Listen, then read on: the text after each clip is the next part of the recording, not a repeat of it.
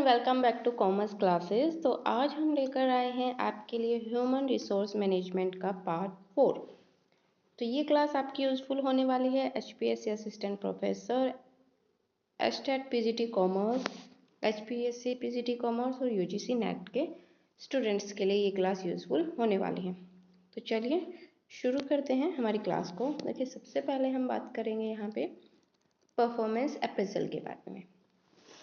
ठीक है, तो वीडियो पे नए हैं तो आप चैनल को सब्सक्राइब कर दीजिएगा और लाइक करके शेयर ज़रूर कर दिएगा ताकि दूसरे जो आपके साथी हैं उन तक भी ये वीडियो पहुंच सके। तो देखिए, बात आती है यहाँ पे परफॉर्मेंस अप्रेजल की। तो परफॉर्मेंस अप्रेजल क्या होता है?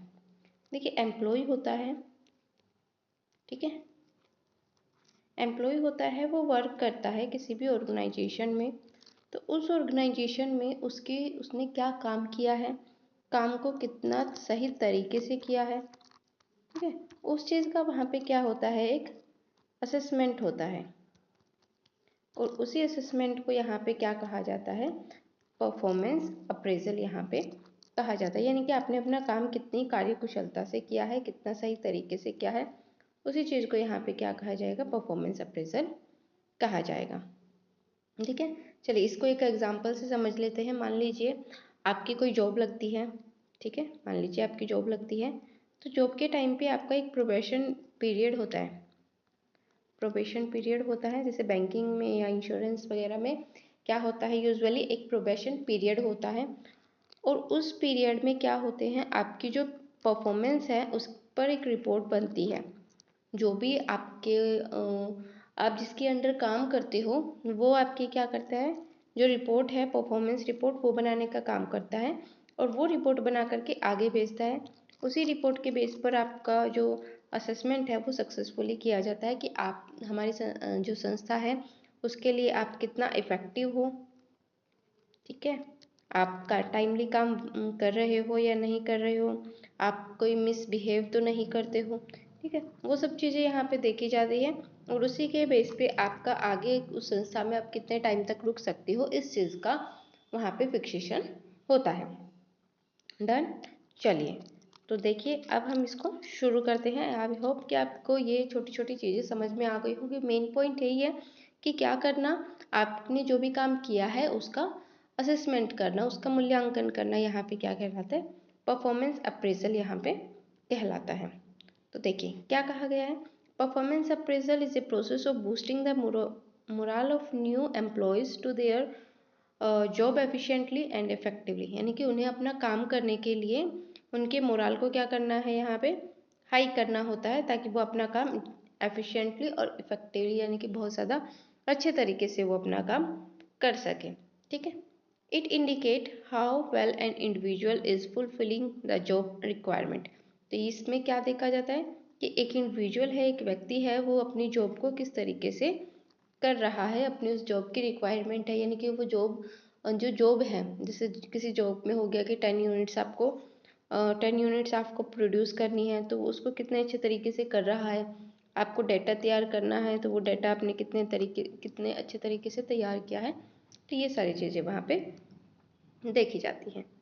अगर हम बात करें यहाँ पे क्या कहा गया है, सिंपल टर्म में अगर हम बात करें तो परफॉर्मेंस अप्रेजल क्या है, may understood as the assessment of individual performance in a systematic way. यानी कि एक विधिवत तरीके से क्या करना है, आपकी जो परफॉर्मेंस है उसका असेसमेंट करना होता है, उसकी चेकिंग करनी होती है। ये मेज़र की जाती है, इसमें बहुत सारे फैक्टर्स होते हैं, जैसे कि हो गया जॉब के लिए आपकी कितनी नॉलेज है, आप कितनी क्वालिटी का यानी कि उसमें मिस्टेक्स आप कितनी कम कर रहे हो उस चीज़ को देखा जाता है, कितनी मात्रा में आप काम कर रहे हो यानी कि कितने टाइम में आप कितना काम कर पा रहे हो।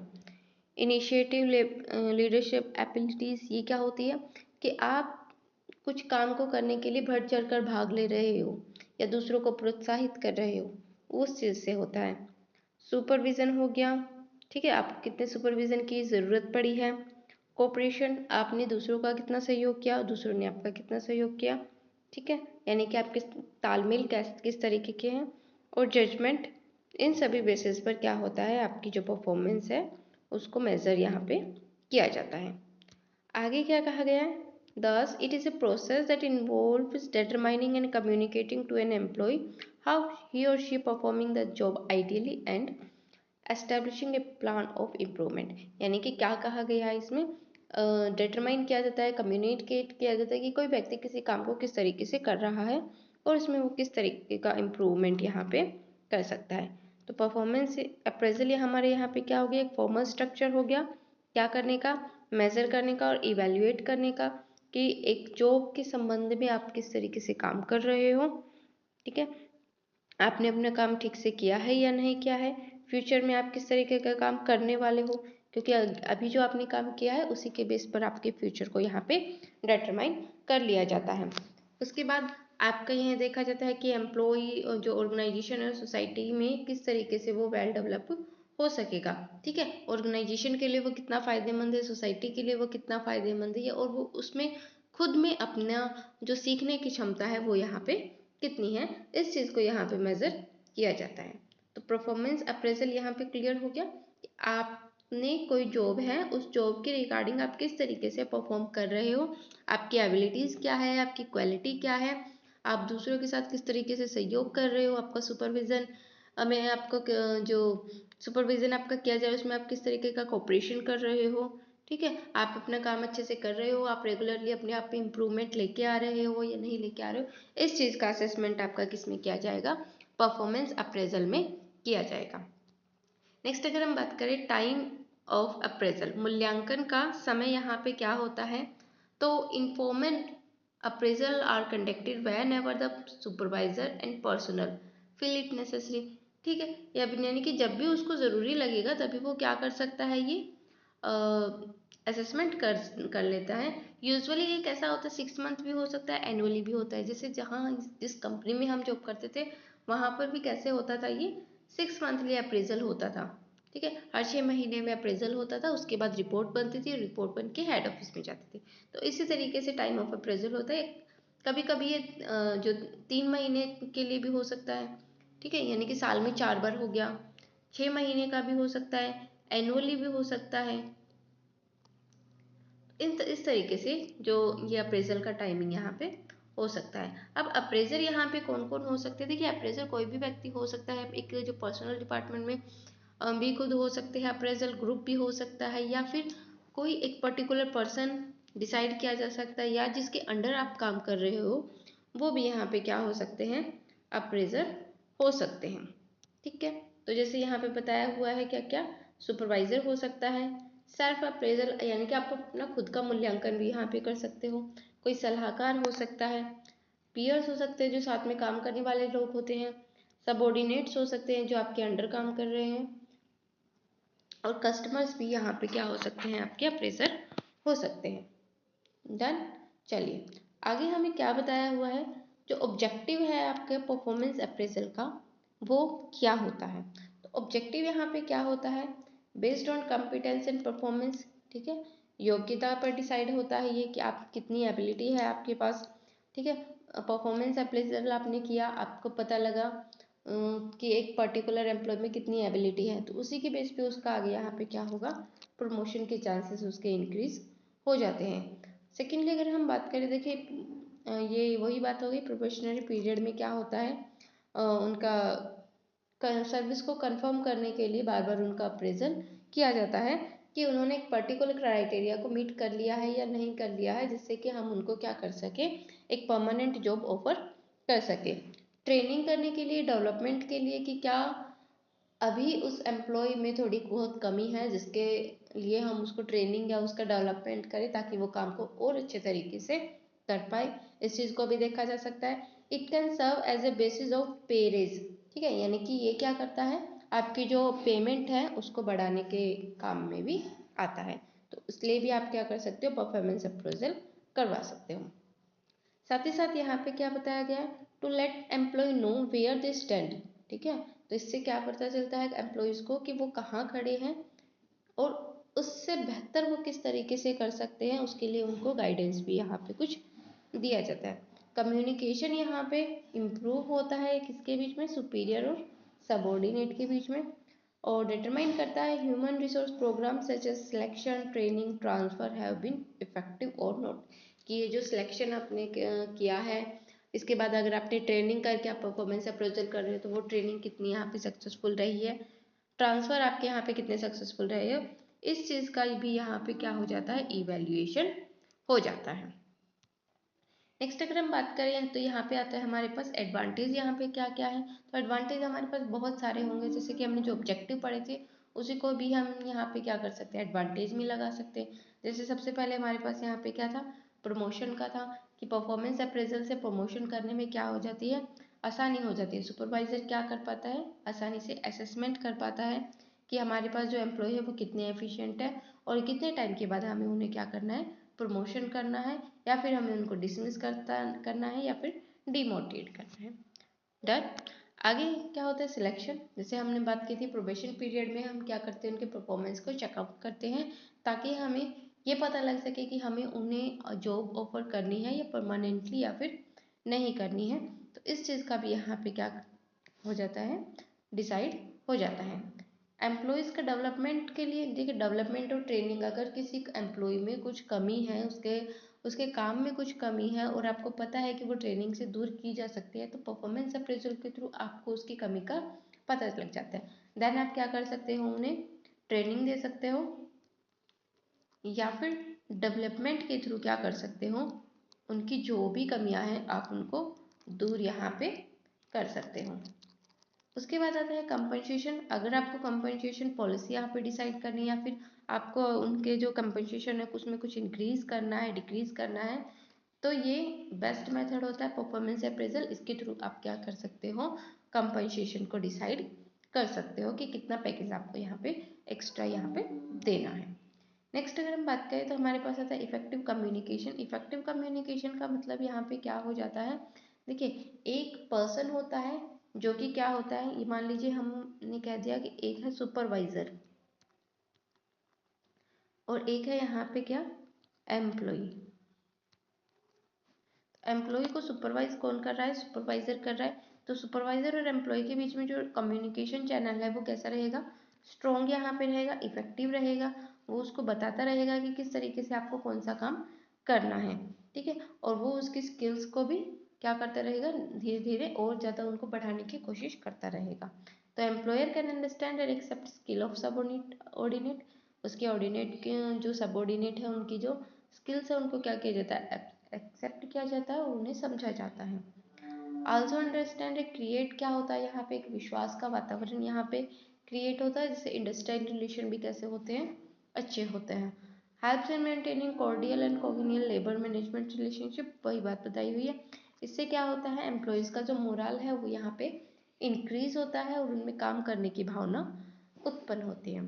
तो ये सारी चीज़ें क्या हो गई यहाँ पे, इनके मतलब क्या क्या एडवांटेज है परफॉर्मेंस अप्रेजल के, वो सब हमने यहाँ पे चेकआउट कर लिया, ठीक है। नेक्स्ट जो प्रोसेस हमारे पास आता है, एक ये लास्ट हमारे पास बचता है मोटिवेशन, ठीक है।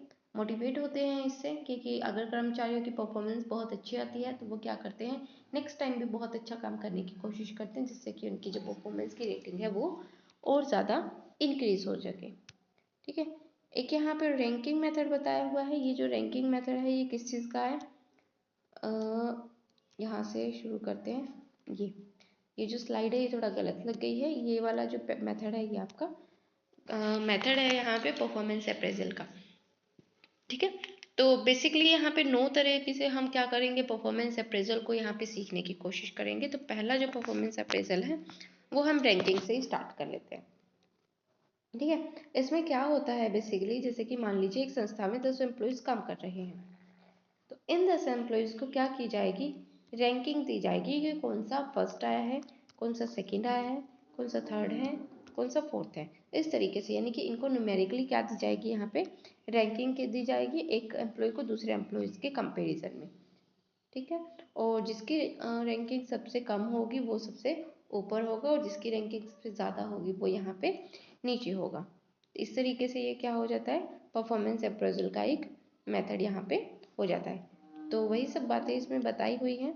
देखिए, under this method the ranking of an employee in a work group is done against the another employee. Another employee के रिलेशन में यहाँ पे क्या की जाएगी, रैंकिंग डिसाइड की जाएगी। The relative position of employees expressed in numeric rank, numerically हम इसको शो करेंगे और यही जो रैंक होती है वो उनकी परफॉर्मेंस को भी यहाँ पे शो करती है। जैसे हाईएस्ट और लोवेस्ट यहाँ पे जो क्राइटेरिया है एम्प्लॉयज़ का वो यहाँ पे डिसाइड करने के काम आ जाता है। नेक्स्ट हमारे पास जो आता है वो हमारे पास आता है क्रिटिकल टेक्निक, ठीक है, क्रिटिकल इंसिडेंट टेक्निक। इसमें होता क्या है बेसिकली, ये एक परफॉर्मर के टाइप में होता है कि उसमें बहुत सारे क्रिटिकल इंसिडेंट, यानी कि काम के दौरान एक व्यक्ति कितने इंसिडेंट करता है, कितनी बार उसे गुस्सा आता है, कितनी बार उसने काम को बहुत अच्छे से तरीके से किया, कितनी बार उसे हेल्प की ज़रूरत पड़ी, कितनी बार उसने दूसरों की हेल्प की है उसी काम के रिलेशन में। तो उन सबको यहाँ पे क्या किया जाता है, इवेल्युएट किया जाता है और उन्हीं के बेस पर क्या होता है उसकी जो परफॉर्मेंस है उसका यहाँ पे वैल्यूएशन होता है ना। चलिए पढ़ लेते हैं इसको एक बार। Under this method the manager prepare list of statement of every effective और ineffective behaviour of an employee, ठीक है, इफेक्टिव और इनइफेक्टिव दोनों तरीके के जो बिहेवियर है उनका यहाँ पे जो स्टेटमेंट की लिस्ट तैयार की जाती है। This critical incident and event represent the outstanding or poor behavior of employee on the job, ठीक है। तो आउटस्टैंडिंग कितना उसने बहुत अच्छे से काम किया और कितना उसने बेकार काम किया, दोनों ही चीज़ें यहाँ पे क्या हो जाती हैं, देखने को मिलती है। The manager maintain logs of each employ, वो यहाँ पे लॉग्स तैयार करते हैं हर एक एम्प्लॉय का। Whereby he periodically record critical incident of the workers behaviour, साथ ही साथ वो क्या करते हैं इसको एक पीरियड वाइज भी एक रिकॉर्ड करते रहते हैं। This method is applied frequently to evaluate the performance of superior, तो ये मेथड क्या काम आते हैं, इवेलुएट करने के काम भी यहाँ पे आ जाते हैं, ठीक है। चलिए नेक्स्ट हमारे पास आता है यहाँ पे चेकलिस्ट मेथड एक आता है। तो देखिए क्या कहा गया है इस चेकलिस्ट मेथड में। चेकलिस्ट में सर बेसिकली क्या होता है, ऐसे चेक लगा दिया जाता है, अच्छा इसने एक अच्छा काम किया है उस पर चेक लगा दिया, इसने अच्छा काम नहीं किया है उस पर क्रॉस लगा दिया, ऐसे क्रॉस लगा दिया, इस तरीके का ये चेकलिस्ट मेथड होता है। वेटिंग लिस्ट, वेटेड चेकलिस्ट क्या होता है कि ये जो आपने चेक लगाए हैं इसको वेट दे दिया, किसको 1 दे दिया, इसको 2 दे दिया, इस तरीके से फिर उनका कैलकुलेशन करके और फिर उनका परफॉर्मेंस में काउंट किया जाता है, ठीक है। तो ये होता है यहाँ पे हमारा चेकलिस्ट और वेटेड चेकलिस्ट मेथड। तो इसको पढ़ लेते हैं हम एक बार, यहाँ से पढ़ेंगे हम इसको, ये यहाँ से काट देंगे, ओके। तो a checklist represent in its simplest form, simplest form में होता है। ऑब्जेक्टिव या सब्जेक्टिव किसी भी तरीके से हो सकते हैं, यानी कि आप उसमें ऑप्शंस भी दिए हो सकते हैं या फिर वो सब्जेक्टिव भी हो सकता है, आपको उसमें लिखना भी पड़ सकता है अपनी तरफ से कि एम्प्लॉय किस तरीके का बिहेव कर रहा है। If the reader believes strongly that the employer possesses a particular list trait he checks item, otherwise leave he the item blank. अगर उसको लगता है कि कुछ यहाँ पे गड़बड़ हो रही है तो वो आइटम को चेक करता है प्रॉपरली, अदरवाइज उसको छोड़ देता है। Under weighted checklist method each question में भी वेटेड इक्वली, ठीक है, वेट दिया जाता है इक्वली। सर्टेन क्वेश्चन में भी वेटेड मोर हैवीली देन अदर, जो एक क्वेश्चन होता है उसके कंपेरिजन में दूसरा क्वेश्चन यहाँ पे कैसे होता है, हाईली वेटेड होता है। तो रेटिंग स्कोर यहाँ पे मैनेजर को इवेल्युएशन करने में परफॉर्मेंस का हेल्प करते हैं। और this method of a serious limitation as the reader assign bias weight to the question. तो यहाँ पे इस चीज़ का मतलब क्या है कि ये जो है इसमें बाइस की तो होता है, पक्षपात की संभावना होती है कि जो रेटर होता है वो क्या कर सकता है, एक क्वेश्चन है मान लीजिए एम्प्लॉय को डिफिकल्ट लग रहा है तो उसको क्या दे दिया, यहाँ पे ज़्यादा रेट दे दिया, और एक जो बहुत इजी क्वेश्चन है उसको कम रेट दे दिया, इस तरीके से क्या कर सकते हैं यहाँ पे बाइस कर सकता है। तो ये इसका हिंदी में दिया हुआ है, आप इसको पढ़ लीजिएगा जो भी स्टूडेंट हिंदी मीडियम से हैं।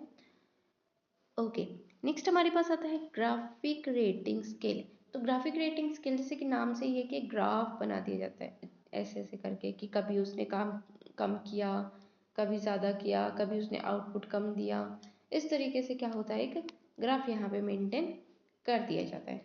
और ये ग्राफ किस चीज़, कुछ जो एलिमेंट्स होते हैं उस पर बेस्ड होता है। कौन कौन से एलिमेंट होते हैं, जैसे हमारे पास हो गया यहाँ पे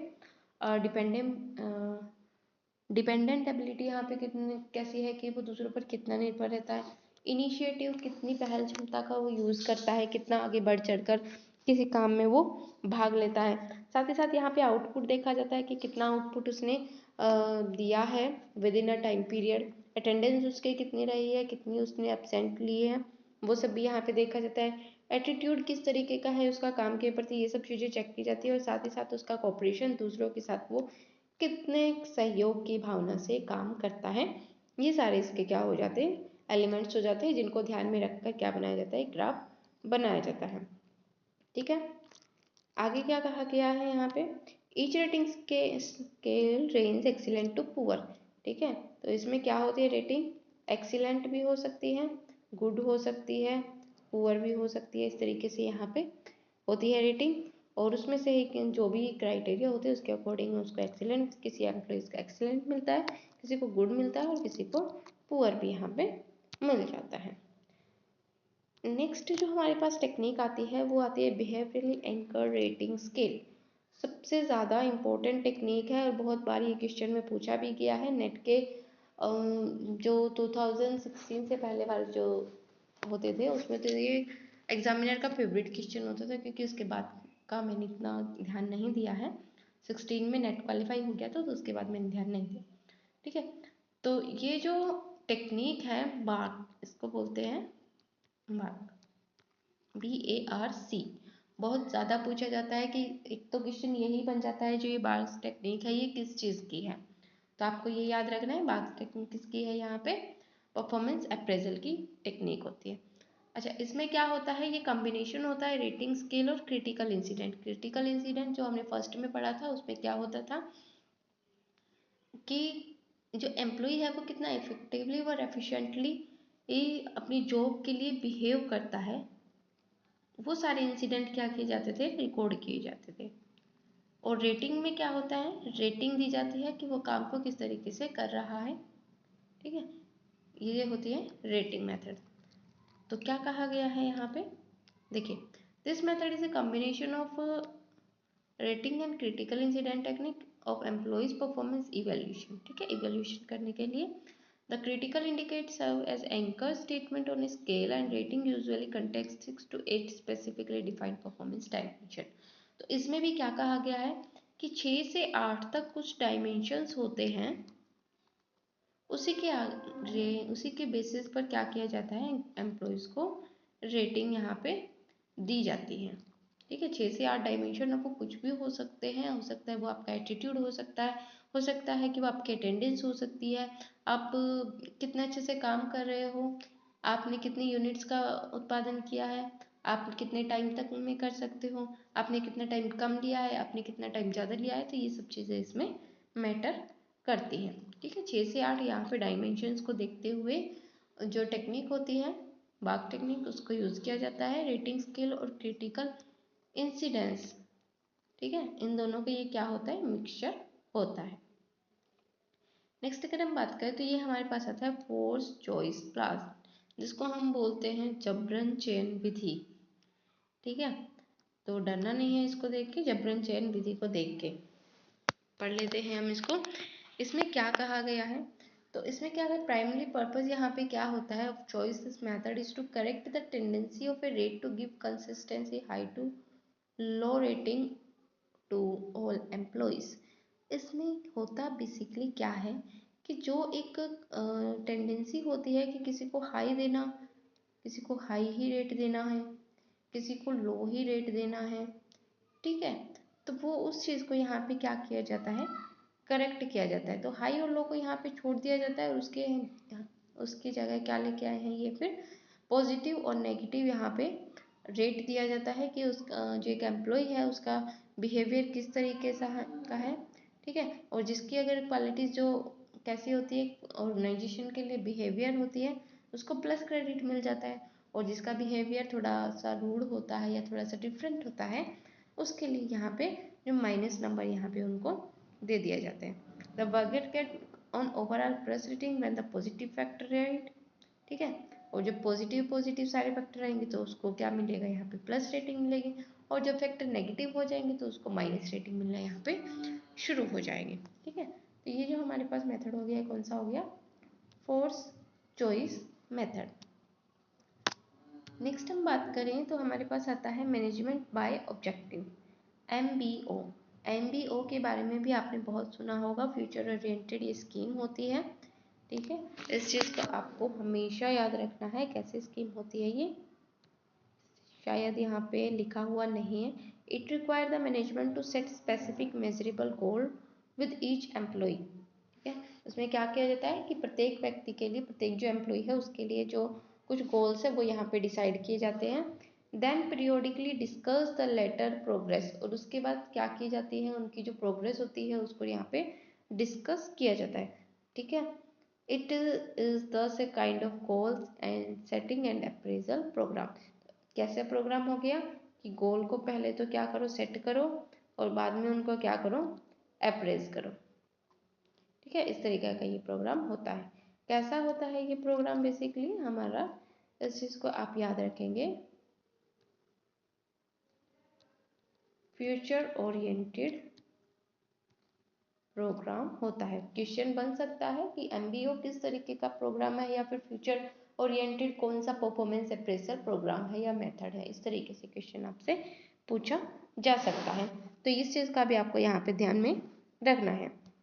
नेक्स्ट अगर हम बात करें तो हमारे पास आता है फोर्स डिस्ट्रीब्यूशन मेथड। अब फोर्स डिस्ट्रीब्यूशन मेथड यहाँ पे क्या कहता है, इसको देख लेते हैं। Under this method an employee is appraised according to the predetermined distribution scale. इसमें भी जो हमारे जो डिस्ट्रीब्यूशन स्केल होते हैं वो कैसे होते हैं, प्री डिटरमिन्ड होते हैं। नॉर्मली यहाँ पे दो क्राइटेरिया को हम यहाँ पे लेके चलते हैं, जॉब परफॉर्मेंस और प्रोमोटेबिलिटी, कि एक तो जॉब का परफॉर्मेंस कैसा है और फिर हमें कैसे प्रमोट करना है। ठीक है, तो ये अगर आपसे पूछा जाए कि प्रोमोटेबिलिटी किस में आता है, तो यहाँ पे फोर्स डिस्ट्रीब्यूशन मेथड में आ जाएगा। Further A 5 point performance scale is use without any detail descriptive statement.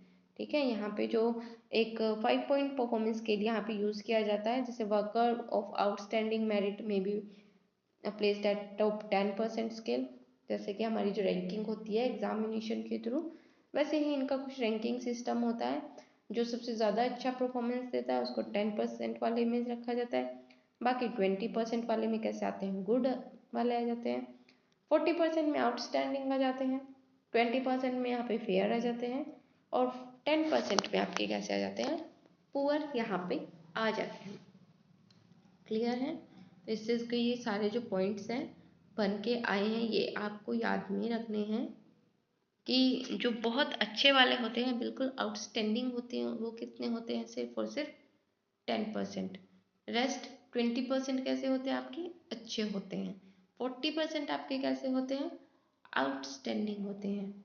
20% आपके फेयर होते हैं और 10% आपके पुअर होते हैं।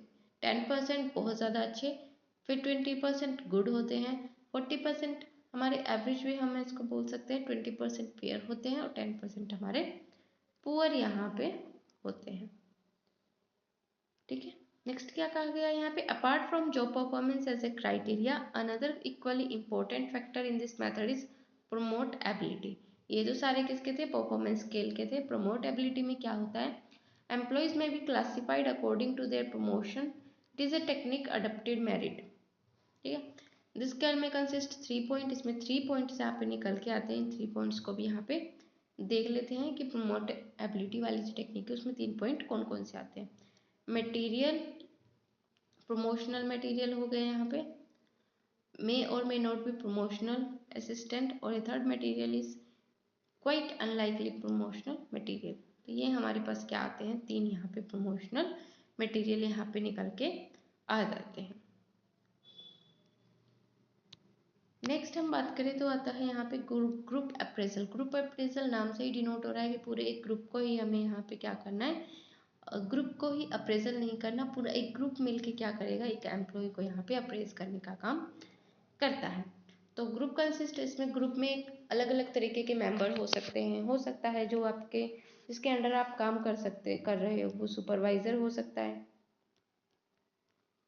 ठीक है, ऑर्गेनाइजेशन का हेड यहाँ पे हो सकता है, साथ ही साथ अदर डिपार्टमेंट के हो सकते हैं। ठीक है, ये किससे होंगे, अदर डिपार्टमेंट के। तो इसमें जो होगा ये एक पूरा एक ग्रुप बनेगा और एक पूरा ग्रुप मिलके आपकी जो परफॉर्मेंस है उसका यहाँ पे क्या करेगा, अप्रेजल करने का काम करता है। तो देखिए क्या कहा गया, under this method an employee is appraised by a group of appraiser, the group consist immediate supervisor, ठीक है, आपका सुपरवाइजर यहाँ पे हो सकता है, अदर सुपरवाइजर हो सकते हैं who have close contact with the employees work, जिसका एम्प्लॉय के काम से क्लोज क्या हो सकता है, यहाँ पे कॉन्टेक्ट हो सकता है, मैनेजर हो सकता है, हेड ऑफ द डिपार्टमेंट हो सकता है, या फिर कंसल्टेंट यहाँ पे हो सकता है। The head of the department and manager may be the chairman of a group, ठीक है, और immediate supervisor may be act as the coordinator. इस तरीके से मतलब किसी भी तरीके से यूज हो सकता है, और ये कैसा होता है, इसमें पर्सनल बाइस का खतरा बिल्कुल नहीं रहता है, ठीक है। मल्टीपल जो रेट्स होती है वो यहाँ पे दी जाती है, और टाइम कंज्यूमिंग ये प्रोसेस हो जाता है। नेक्स्ट अगर हम बात करें तो ये बहुत ही ज़्यादा बार पूछा गया था, नेट के एग्ज़ाम में ये बहुत पूछा जाता है, बहुत फेवरेट क्वेश्चन है, और आपको इस चीज़ को याद में रखना है कि क्या होता है 360 डिग्री परफॉर्मेंस अप्रेजल, ठीक है।